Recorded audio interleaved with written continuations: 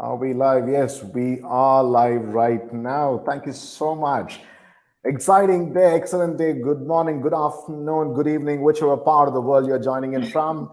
Welcome to Cold Call Battle 5.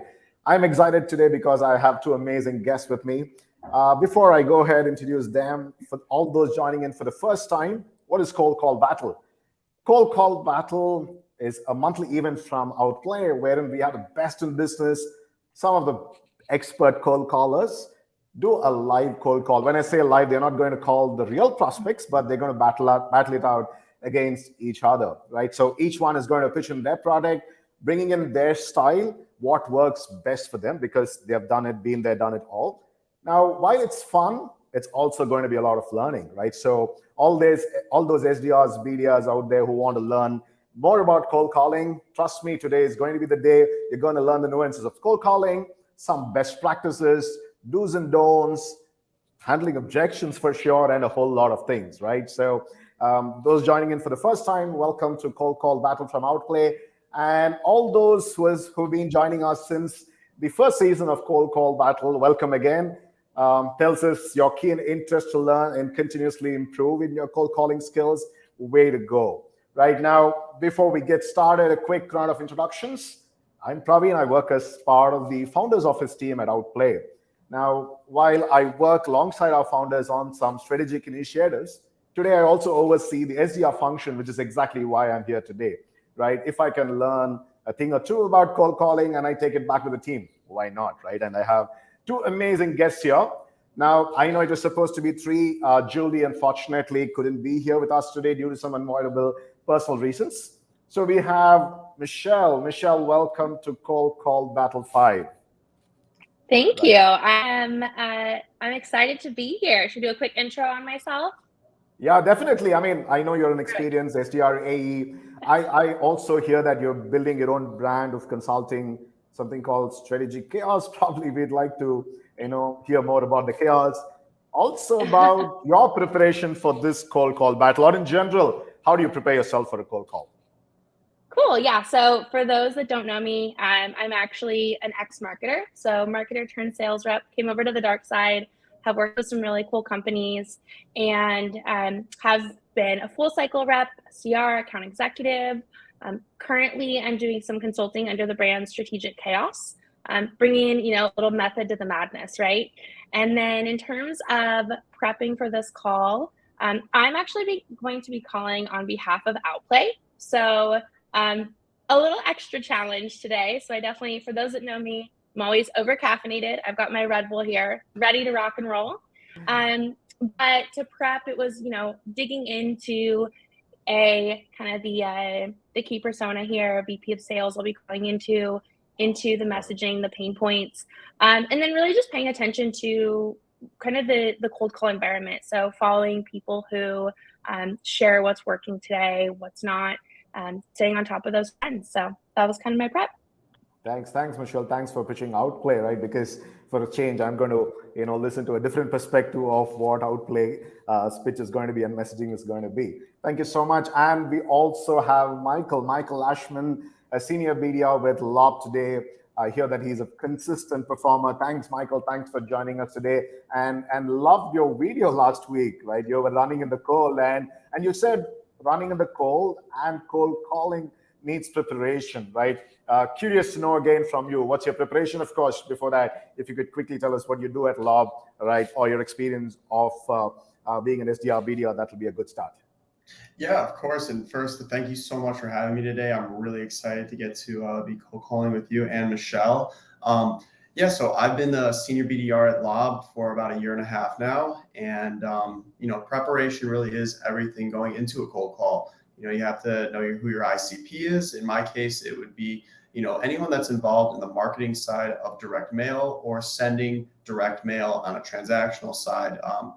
So the people that I would be calling into would be like VPs of marketing, CMOs, directors of marketing, anyone that's actually going to be involved in that process. So again, cold calling is about being prepared. So know who you're reaching out to, what their possible pain points might be, and how your product might be able to solve for it in the quickest way possible. Awesome, awesome. That's wonderful, Michael. Right. So, thanks both of you for joining in today. Now, let's have a quick round of rules. So, how is this cold call going to work today? The first call block is going to be when Michelle and Michael battle out with each other. Right. So, probably first, Michelle calls Michael and she's going to pitch outplay. Right. And then once that is over, Michael will call in Michelle. He's going to pitch lob. And after every call block, we're going to discuss what could have been better, what went well, what went wrong, right? We're going to discuss and have a quick set of learnings from every call block. And if you have any questions, all those who have tuned in, right, who are just tuning in right now, we have Michelle and Michael, right, who are going to be calling, going to battle out today, right? So if you have any questions, if you have any comments, feel free to post it on the comment section. I can read it out to them as well. Right. So, and guess what? At the end of probably three call blocks, the audience, you're going to pick the winner. You're going to decide who's going to be the winner of the cold call battle today. We'll have the winner solely based on what the audience feel today about today's call, right? And let's see, who's having there today, right? So, the first call block. I hope Michelle, Michael, ready to get started. Let's do it. So is it going to be ladies first, Michelle calling in Michael, or the other way around? I'll go for it. Yeah, why not? All right, awesome. All right. So while you both battle it out, I'm going to, move backstage. So we are ready to start, ready to kick in CCB 5.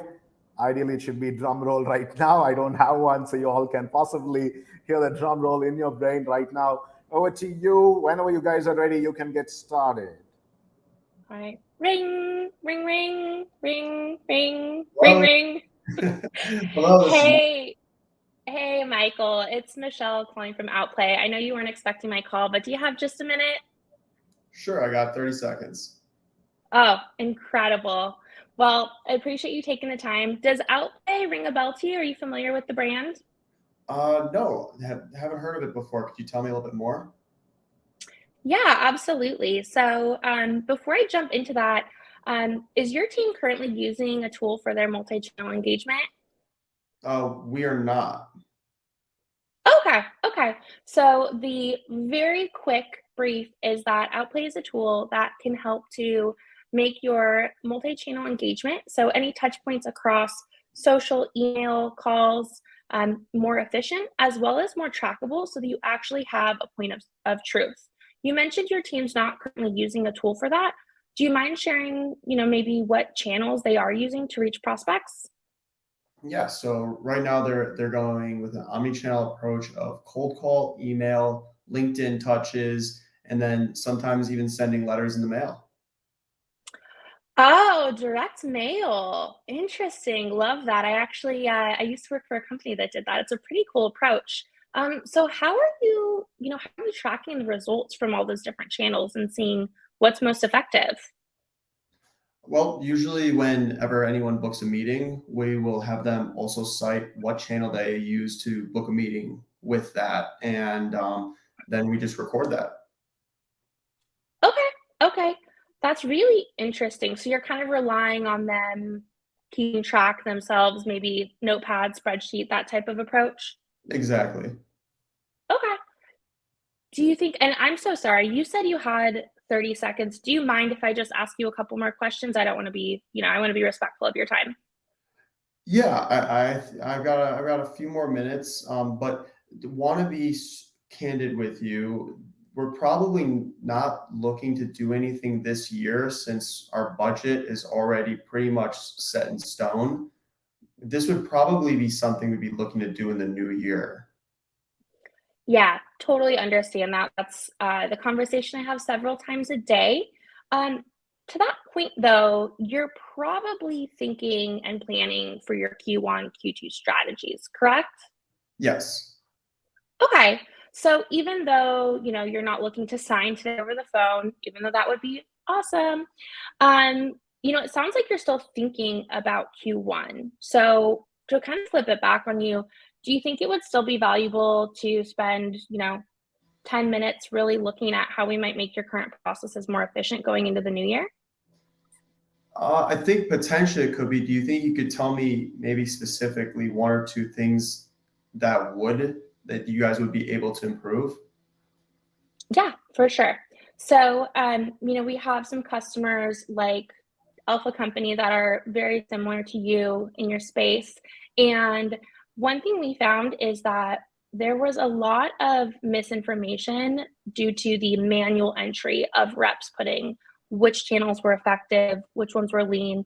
As you and I know, budgets are getting tighter. And so we were actually able to help them increase their visibility by 20%, leading to a 10% decrease in wasted spend across channels.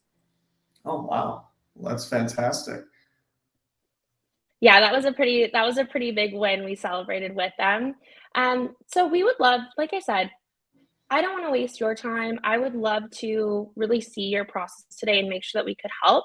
Do you think that we could just schedule 15 minutes or so later this week before you head out for the holidays? Yeah, you know what? I think I've got 15 minutes on Friday. Okay, perfect. So, Friday, how about noon central? Works for me. Awesome. And I have your email as michael.ashman@lob.com. Is that correct? That is correct. Perfect. All right. Click, click, click. Invite is coming your way. Could you just go ahead and accept that for me? Yep, just got it and accepted. Incredible. Well, this has been a wonderful chat, and I'm looking forward to chatting with you on Friday. Awesome. Well, thanks, Michelle. Cheers. Awesome. That was smooth. That was smooth. Right. Yeah, he made it easy for me. I think Michael was a very, very sweet prospect today. I'm not sure if it's going to be that easy, Michael. Come on. Next time, don't worry. Awesome. All right. So I love you to choose how nice Michelle you want to be to Michael when he's dialing in today, right? Do you want to reciprocate the same, or you want to be a tough one? Completely up to you, right? And once we finish that, possibly we'll dissect and then see what went good, what could have been better about this call as well. All right, awesome. I'm going backstage again. So Michelle, you're the prospect right now. Michael, you're going to be calling in Michelle. Just for everybody else, you could leave in your comments. If you could just say even hi, if you're loving this call right now, leave in some post so that we know that you're interacting with us. And Michael, if you could also just brief us about the profile of the customer you're calling in, that will be a good start. Yeah, for sure. So, customer I'm going to be calling into is going to be a VP of marketing at Verizon. They actually are currently one of our largest customers. So, easy to use them as a name drop because we're partnered with them. But the purpose of my call would be to connect with someone on the marketing team that is in charge of sending direct mail, seeing as Lob is a solution for marketers to send direct mail both more efficiently and with a higher level of personalization so that they can get higher customer response rates and higher conversions. Awesome. All right, over to you, Michael. Michelle, you're the prospect. You're going to get a call soon. I'm going backstage once again. Ring, ring, ring, ring. Hello. Hey, is this Michelle? Sorry, what? Blue, stop. So this is Michelle. I'm walking my dog right now. Sorry, what's going on? No worries. This is Michael Ashman calling from Lob. Just wanted to say I saw your post on LinkedIn about sales calls needing to be more like a conversation. So I was hoping if you could have 30 seconds for us to chat, and maybe you could let me know after if it was more of a conversation or. Sorry, Michael. Hold on one second. Stop. No, stop. It's not really a great time. So, who did you say you're calling from again? Yeah, I'm calling from Lob. Understand it's a bad time, but do you have 30 seconds? I can explain why, and then maybe we can try calling back at a better time. Sure. Why not? Thank you. Appreciate that. So, reason why I'm calling is we actually just had a partnership with with a very large telecommunication company in your industry. And reason why I'm reaching out to you as a VP of marketing at Verizon is we solved for their main problem, which was the efficiency of their direct mail campaigns. I was wondering if you are experiencing some of those same pain points. Yeah, that's just could you just send some information over? That's not really something that I handle. As the VP, I've got, much more than direct mail going on these days. Yeah, totally understand. So I would love to, so you'd want it to be specifically about just efficiency, or would you like me to cover kind of a couple of more things that we're doing? I mean, I'm sure we are doing this today in some capacity, obviously given our user base, but I guess I'm still a bit confused as to where the value is, how you differ. Yeah, so basically what Lob is the transformation of direct mail. We automate the traditional workflow that is the direct mail process, completely triggered based with an API to be able to be personalized and tracked through the mail stream. What we were able to do with another company of the same size as yours in the same industry was cut their direct mail campaigns down from 2 months to 2 days. Would that be something that could be valuable to your business? Oh, that's interesting. So you're saying the execution goes from a 2-month play to a 2-day play to actually execute. So if I have a crazy idea today, we could be sending by the end of the week. You could be sending it before even the end of the week. Okay, yeah. So go ahead. You said you have a customer story. Mhm. My team does those as well. I know the drill there. So go ahead and send that over to me, and then if it's interesting, I have your email address. Awesome. So I can send you that email right now. Just was curious, how long do you think it would take for you to review it? Michael, it's you. I really appreciate. I appreciate the enthusiasm. I actually was in sales before marketing, so I do get it. But there's there's a lot going on. We're doing our Q1 planning, so I can't really give you a timeline on reading that email. Yeah, no problem at all. So if it makes sense to you, we can maybe table this for the new year and we could circle back the first week of January. Would it be all right if I sent a tentative calendar invite for us to circle back then? If before you review that email and determine that this isn't valuable, feel free to just decline it. Um, let's do this. So obviously you have my contact info. Why don't you send an email to me and go ahead and copy in Tom.Smith, who's on my team.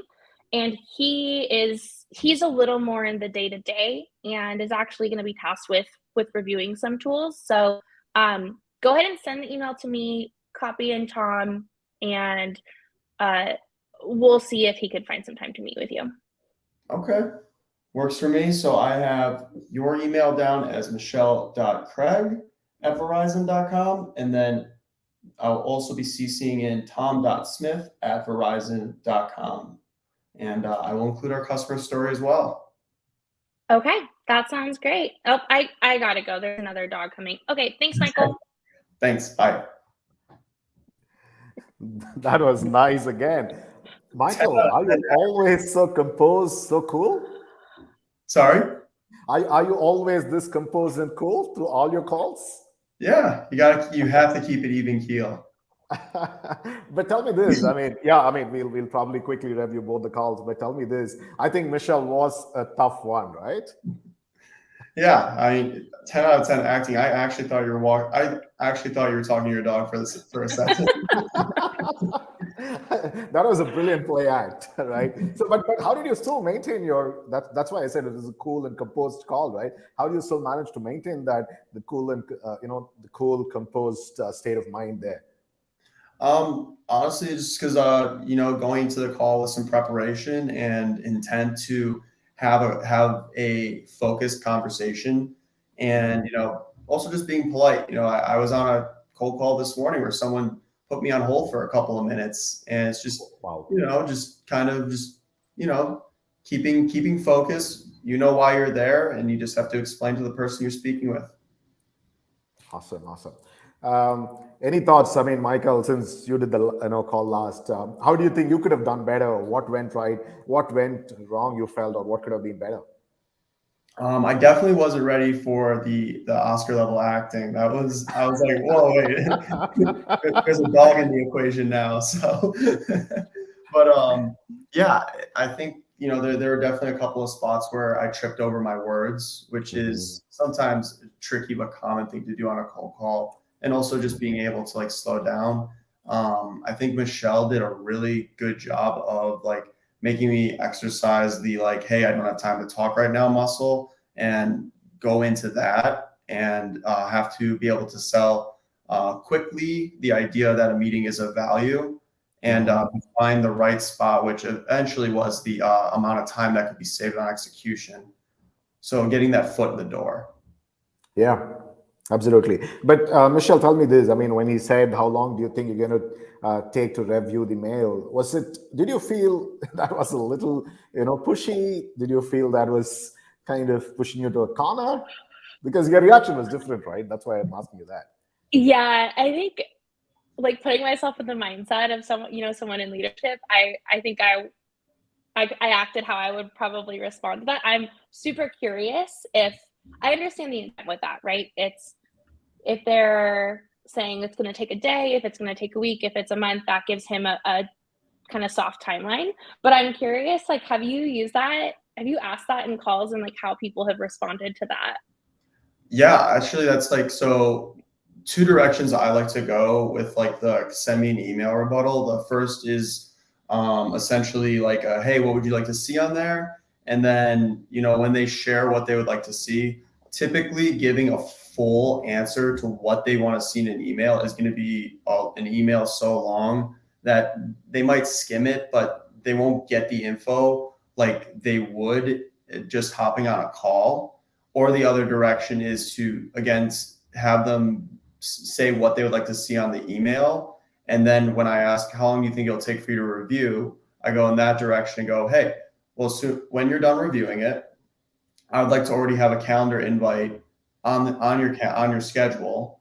That way, if it's of value, we already have something planned, and if it's not, you can just decline. Yeah. Got it. Makes sense. Makes sense. Yeah. All right.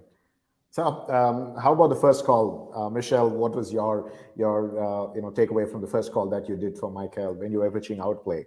I like the pitch. I liked your positioning as well. Brilliant value add, right? I mean, when you said we the value prop of saying that we help save about 20% of the time, for more than 10% of your channels. That was a brilliant pitch, I would say. Brilliant value prop, right? So, how else do you think you could have done better, or what do you think went well?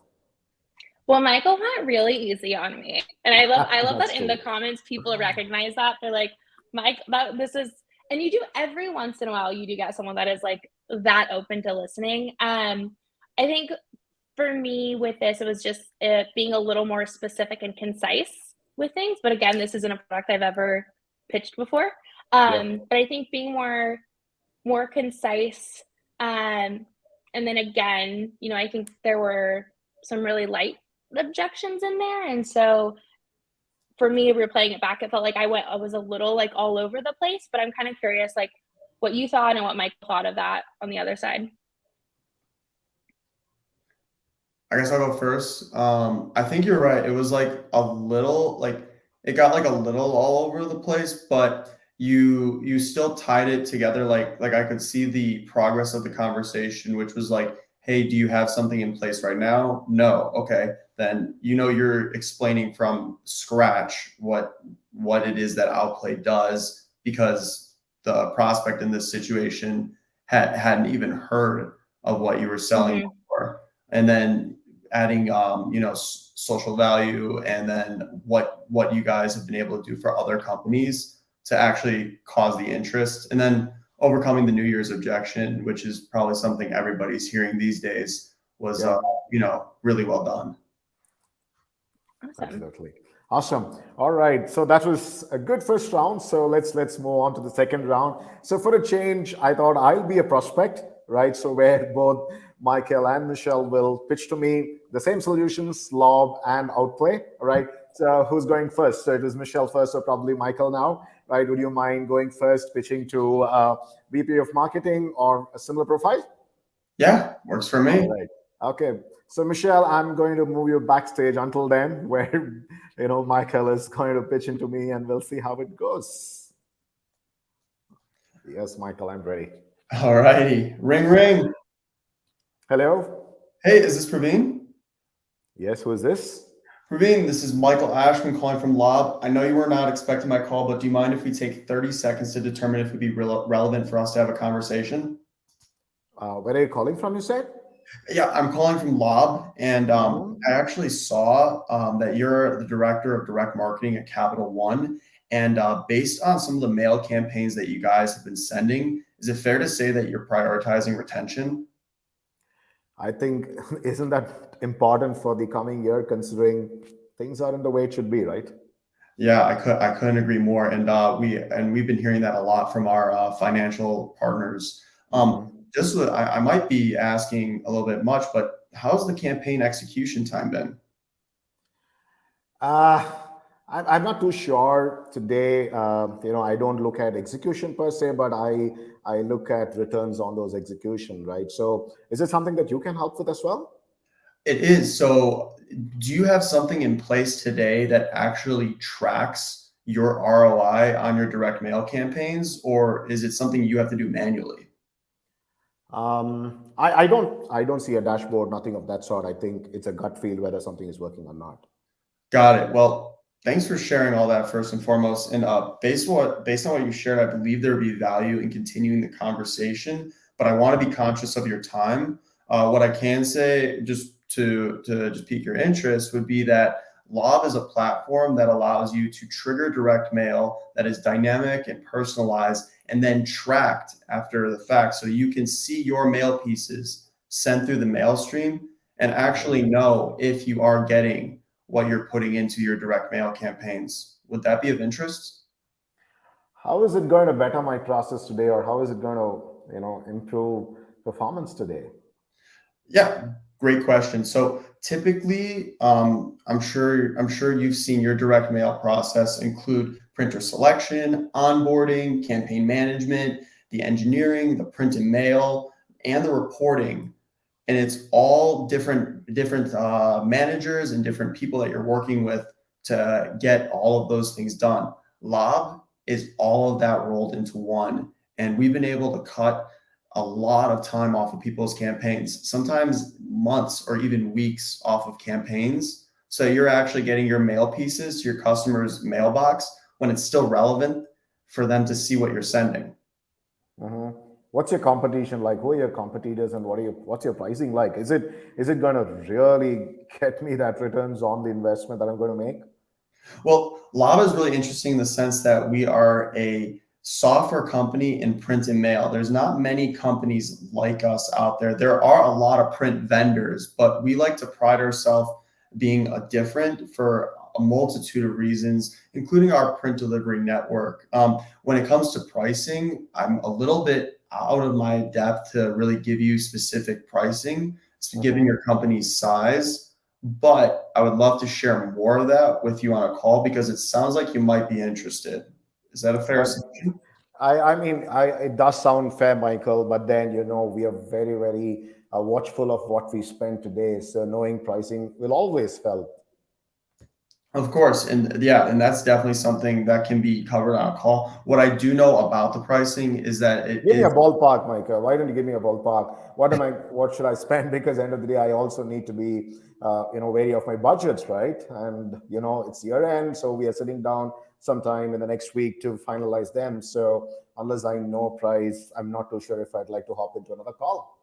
Yeah. So personally, I'm not able to give you pricing, but what I can do is we can have you have a quick conversation with one of our account executives, or they can provide that information to you before you have that call where you're planning for the Mhm. upcoming year. We could have that call tomorrow if you'd like.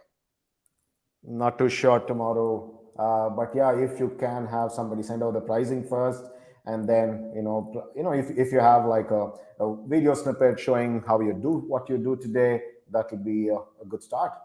Yeah. So we're more than happy to have our account executive reach out to you. I'm sure there's a couple of things that they would like to know before they can give you a pricing estimation. Because again, your company's size, you would be doing something that probably is off the menu pricing. Do you know roughly how many mail pieces you're sending in a year? Not too sure, Michael. Not to be rude, I have to quickly hop on to another meeting. So, do you mind probably sharing your price list, and then we'll take it from there? Yeah, just wanted to confirm really quickly your email address. Do you think you'd read it out to me? It's Praveen.Sherman at Capital One. Got it. Cool. Well, I'll be sending over Thanks, John. something. I'll be sending over something right now. Thanks for chatting with me. Thank you. Right. I'm not too sure if I was too rude there. It was interesting. I don't usually get people asking like specific pricing on a call. That's not a rebuttal I usually deal with. So it was cool to get a new one. Okay, but I thought generally SDRs do, right? I mean, if especially if they have a product, probably, in this call I said I don't have a product or I don't have a solution that's going to make my life easier. But isn't that something that SDRs get all the time, Michelle? I mean, what's your take? Yeah, I would say in my experience, it's typically on like a discovery call. That's typically where it's can become a point of frustration. I'm trying to think. It's possibly come up on cold calls, but typically if they're already that engaged, you've been able to kind of like transition to getting either like the next step out of them. Because obviously asking for pricing is showing, a sign of interest at least, even if it is maybe just an excuse to get off the phone and be like, no, we can't afford that. But for me, it's come up more in like that second touch, that discovery call. Yeah. I mean, giving a ballpark and then still, bringing in for, the discovery call. I thought that could still, work today, right? Mm-hmm. Right. Cool. All right. Any other thoughts? Any other thoughts, Michael, Michelle? Any other thoughts on this call? All good. All right, awesome. So let's let Michelle go. She's going to pitch outplay to me for a change. Instead of me pitching to somebody else on outplay, I'm going to be, being pitched about outplay. So Michael, I'm just going to push you backstage for now. Bye, All Michael. All right. Michelle, yes, you could go. Ring, ring, ring-a-ling, ring, ring. Hello. Ring, ring. Hi, hey, Praveen. It's Michelle from Outplay. How are you? I'm good. Calling in from where? From Outplay? Does that name ring a bell? Not really, but what's this about? Yeah, so I was actually chatting with Tom on your team, Tom Selleck, and he had mentioned that y'all are struggling a little bit with your sequencing. Would you be open to chatting and just hearing why I'm calling? Okay, so what does Outplay do then? Yes, we are not having the best of sequences today. How could Outplay help us there? Yeah, so we're a platform to streamline your multi-channel engagement. So everything from LinkedIn to email to even Twitter and SMS, our platform brings all those touch points into one point of reference and enables you to not only see the performance across channels, but also to be able to tweak your campaigns. Does that sound like, tell me a little bit more about where you're seeing the gap in that today. I think the gap is in finding out which of those sequences works the best for us. I think, like you said, yes, we do rely on all those channels, predominantly calls, emails, and LinkedIn, but we don't know today which of those perform the best. Okay. So if you don't really know what's working, how do your reps make the most of their time? How do they stay efficient? I think do all of it, right? I mean, go after every prospect in with every possible channel. Okay. All right. I mean, I love the drive there. That sounds like it might be maybe a little easier said than done now. It is, right? But Michelle, tell me this. I mean, who do you compete with? What's your competition like? Yeah, so we compete with Play Out and Outer Play are some of our competitors. You may have heard of them before, but don't want to get too off track here. I know that you are an extremely busy person. Ultimately, we'd just love to know. We have a dynamic sequencing tool that actually enables your prospects to move dynamically between sequences based off of their intent, off of their actions. Would scheduling a little bit of time to actually see that in action make sense for you? Definitely it would, but I would like to understand a little more. So when you say dynamic sequencing, does it mean that I could have prospects across multiple sequences? Is that even possible? Yeah, so for example, rather than having prospects across multiple sequences where, they might be getting mixed messages if they reply to one, there's things like that. What it would do is it would move them in between the sequences that are most relevant to the actions they're taking and to the responses that they're creating. So Hmm. rather than, we don't want to, we don't want to spam people either. So we want to make sure that they're getting the right communication at the right time. And by automating it, you're making more times for your reps to, work on those cold calls, to take discovery, to, really dive in deep with the people who've shown interest rather than trying to remember who to move from one sequence to a new one.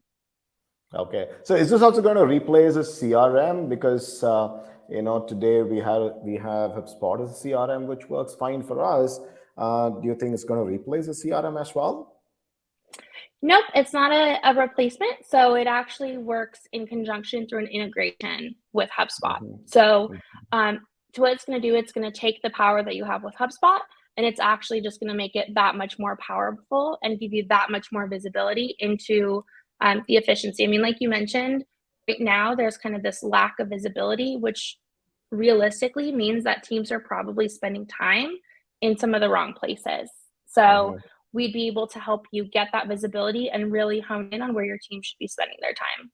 Got it, got it. And you think outbounding is going to work in the coming year with a little bit of economic slowdown? You still feel that outbounding is going to work? Do Yeah, we I mean, need to invest on such tools to make it better? yeah, so here's the way that we look at it. In the coming year, obviously, there's no lie. There's, the economic climate is not great. But what that means is that sales teams have to just be more efficient with their time, with their tools, with their efforts. So yes, I still, outbounding has worked forever. Um, it's going to shift and it's going to change, but it's really that efficiency and getting the most out of every dial, every email that's going to help your team to be successful and help you to really beat out those competitors like play out in this coming year. Got it. Would you also help in building those sequences for us? We are a small team of just 5 people, right? So, we wouldn't want to spend time on building those sequences. So, do you also help in building out those sequences for us? We do have some AI automation tools in place, but Mhm. it sounds like this is interesting enough to you. You're asking questions. It sounds like you have a problem we can solve. What do you think about, even if we just schedule a 15-minute call, we can dive into some of those specific problems and how we can help you to solve them going into Q1. I'm starting tomorrow. I'm not going to be available in office, right? So probably sometime later once I'm back. Oh, okay. Where are you headed? Well, I mean, I'm just taking a couple of days off to spend some time. I still haven't sure where. Probably a long drive. Okay. Okay. Yeah. That's awesome. Well, when are you back in office? I think 2023 should be a good time to connect. Okay. Perfect. All right. So what about let's see, what about the afternoon on let's see, looking at your time zone. So what about 8 a.m. your time on the 23rd? 23rd of Jan, you mean? I said 2023 we'll connect. Yes, were you meaning this Uh, this month or next month? no, the next one. Next month. I'm not available December. Oh, okay. Sorry. Oh, okay. Okay. No problem. No problem. That was my bad. So perfect. How about I'll tell yes? you what, Michelle, you share your calendar. Let me pick a date and time once I'm back. Sounds good? You know what? It sounds good. I'll go ahead and send you I'll send you that info and if I don't see something pop on the calendar, then I'll go ahead and follow up the week of the 23rd. Absolutely. Anytime. Thanks, All Michelle. Good right. day. Thanks. Have a great trip. Bye. Bye bye. All right. I Sorry, I left it was at the end there. asking some tough questions about Outplay because I knew what Outplay is about, right? All right. Okay. Did I Cool. answer? Did I answer correctly? I don't know if all Uh, those were correct answers. I'm using my cheat sheet here. some of them. I thought as much, right? I thought you were looking at something, but it's okay, right? It's still good, right? Yeah. But in general, how did you feel about the call? Or Michael, since you were listening to it first, let's hear from you. How was the call? That was awesome. I want to point out something that like I learned on the call that I think a lot of people forget to do that you did a really great job of, which was you pulled away for a second. Like, Praveen shared, he's I'm not going to be in the office, and you didn't just keep going. Okay, well, when are you going to be back, or like anything like that? You were a person. You had a conversation. You went, oh, what are you doing? Where are you going? And taking a second to do that, like it makes it not feel like you just have stinky commission breath the whole time. And Yep. that was just such a great thing to see, and a great reminder for myself to be always conscious like that. Cool. That's wonderful. I Yeah. mean, you use the right word, right? I mean, the commission breath shouldn't come out at all. That's wonderful. Cool, cool. Yes, Michelle. Any thoughts from you on that call? Obviously, it's a good reminder. Product knowledge is important. But honestly, too, I've heard a lot of cold calls as well where people are selling their own product and they just don't have that. Like, you have to have just enough product knowledge to be dangerous, right? And to Yep. answer some of those quick questions. Because if I Mhm. would have said we don't integrate with HubSpot, that probably would have been a deal breaker. Agree. So it's some of those things that you have to keep in mind, like for the SDRs that are watching, product knowledge, integrations are almost always going to come up. They might misunderstand what your product does, but um, yeah, I thought it went. You were nice enough. You didn't try to shut me down at the opener, so you were good there. Um, and then yeah, I one of the things that I tried to do was kind of bring it back to closing on a next step, because something that can also happen is that your cold call goes on for too long Yeah, and you've just kind of wasted some time and you don't actually close them on the next step. I And they agree. realize they've been talking to you about potentially like nothing in their head, nothing valuable for 10 minutes. So Yeah. I tried to bring it back to that, and then I lost some steam at the end there. but overall, I think it went all right. Okay, but a quick question to both of you before we jump on to the next call block, right? I mean, Michelle, you mentioned that an SDR BDR just needs to know enough about the product, right? It's a very very thin line, right? If you were enabling other SDRs BDRs, right, how do you know, where do you know you should stop in terms of product knowledge, right? So it's a tough call, right? You always want them to learn more, but then you know that they're not going to speak a lot about features or the technicalities of the product probably a 2-minute call, even if they get a connect. So where do you stop that enablement of the product knowledge? Yeah, I think that really depends on who you're calling. Because I think if your persona is sales, they'll dig into specifics on, again, how does this make it easier for my team? Sales reps are notorious for not wanting to jump across different tools and platforms. I mean, Julie was created because people don't want to update notes in Salesforce. So kind of knowing the objection specific to the persona. And then one thing I think you have to be careful of is if you have an extremely technical product, I do Mhm. think that you have to have that deeper level, because if you're calling into um, you know, IT, good Yeah, good yeah. luck if you are. But if they ask you even one kind of technical question and you miss the answer, or you say you don't know, you lose credibility, I think, a lot faster than with marketing and salespeople. Agree. Right. Michael, how about you? I mean, I know your persona also is a lot like the sales, right? I mean, sales and marketing kind of go hand in hand. But yeah, where do you stop enabling people on the product, enabling SDRs, BDRs on the product?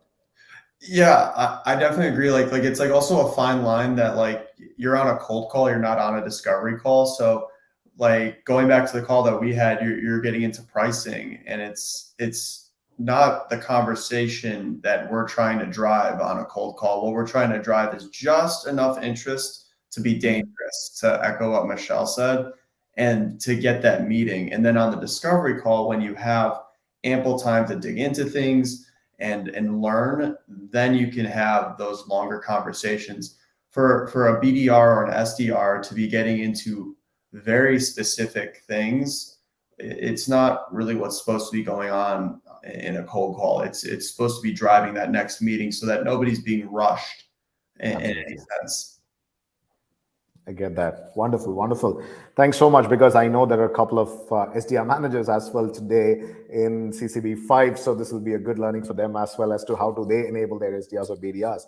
Wonderful. So with that, we will do the last call block, right? And all those watching in, please remember at the end of this call block, you're going to vote for who is winning today. So this is the last chance for Michelle and Michael to, put on your hats, probably bring out the best in you. Let's go. So it is going to be Michael to start with, pitching to Michelle, right? Because it was last time, it was the other way around. Okay, so I'm going to go backstage. So one last time, Michael.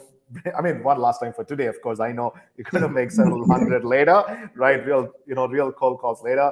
But one last call to Michelle today, pitching lob. All right, over to you guys. Ring, ring, ring, ring. Hello. Hey, is this Michelle? This is who's calling? Michelle, this is Michael Ashman calling from Lob. Happy Wednesday. And reason why I'm calling is I'm actually holding a piece of mail from Verizon, and I saw that you were the VP of marketing there. Did you send me this? That's a good question. I personally am not manually sending out mail these days, but I'm sure someone on my team did.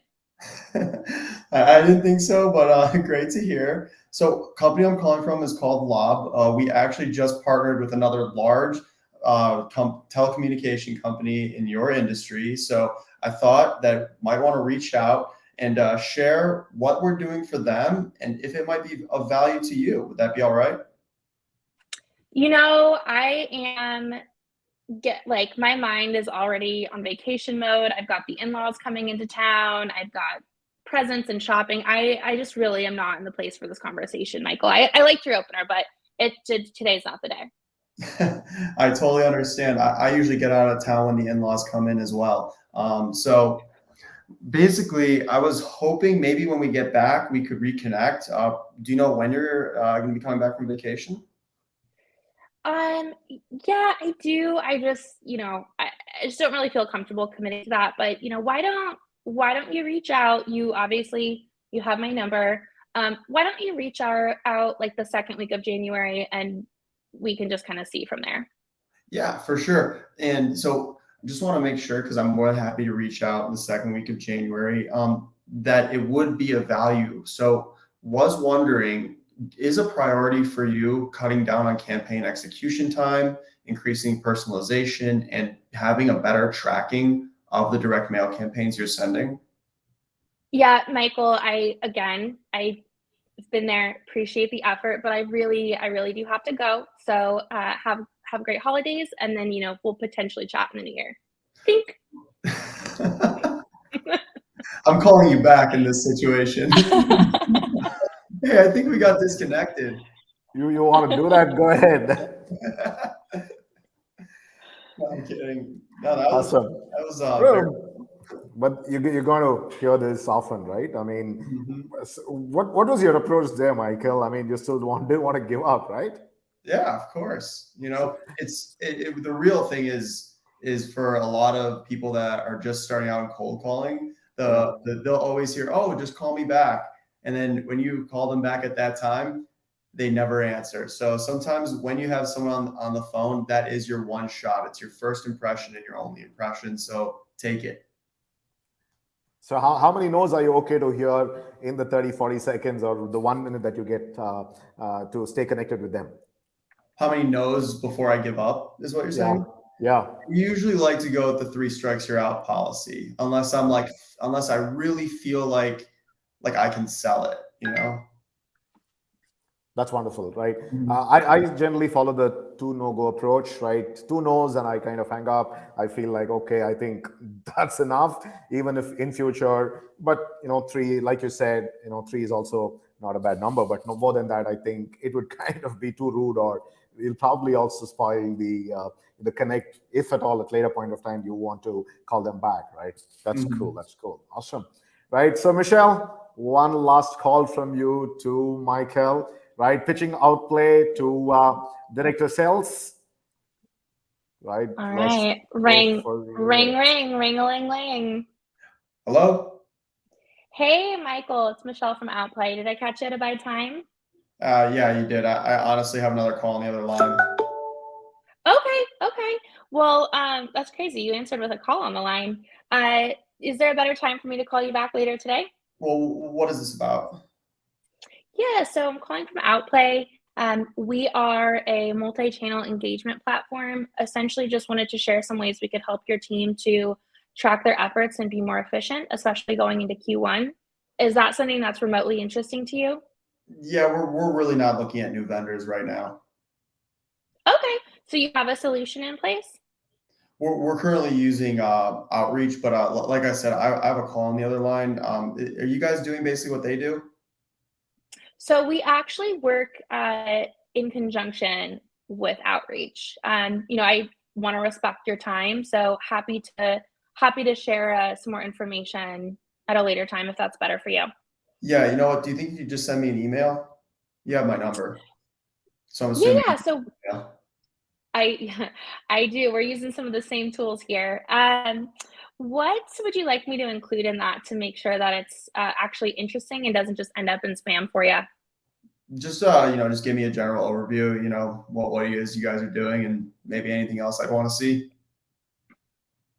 Okay. So, yeah, I mean, to be honest with you, Michael, if I just send a a bunch of general information, typically that doesn't get read or get a response. Is there a particular, maybe a particular challenge you can share that I can tailor that to? Um, no, not really. Just kind of send me general overview, and I'll take a look at it and let you know if it's of value. Okay, perfect. Well, what I'll do then is I'll give you a quick, like 60-second overview video so that you don't have to read through a bunch of written material. And then if I don't hear back, I'll go ahead and give you a call next week to see what stood out to you. Does that sound all right?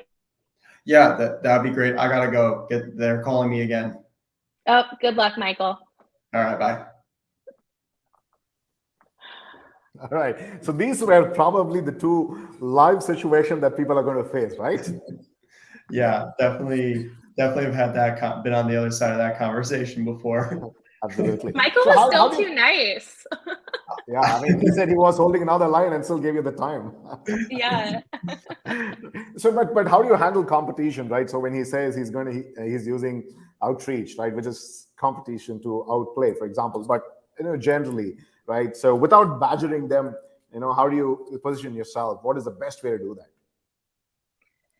Yeah, so I think in a standard call, I would have like acknowledged that.